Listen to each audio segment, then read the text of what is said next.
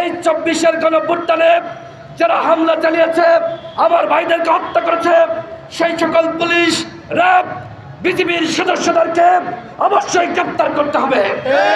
সংগ্রামী সাথী বন্ধুগণ, এ পর্যায়ে আওয়ামী লীগ নিষিদ্ধের দাবিতে এবং একই সাথে যারা গণহত্যা চালিয়েছে ওদের গ্রেপ্তারের দাবিতে গণ অধিকার পরিষদ ঢাকা মহানগর দক্ষিণের পক্ষ থেকে বিক্ষোভ মিছিল শুরু হবে।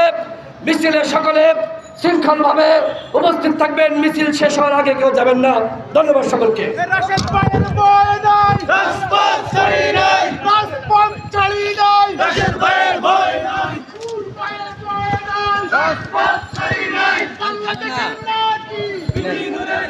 সবার প্রতি বিনিয়োগ করছি, আপনারা সবাই রাস্তার ওপারে পার হয়ে যাবেন, রাস্তার ওপারে চলে যাবেন।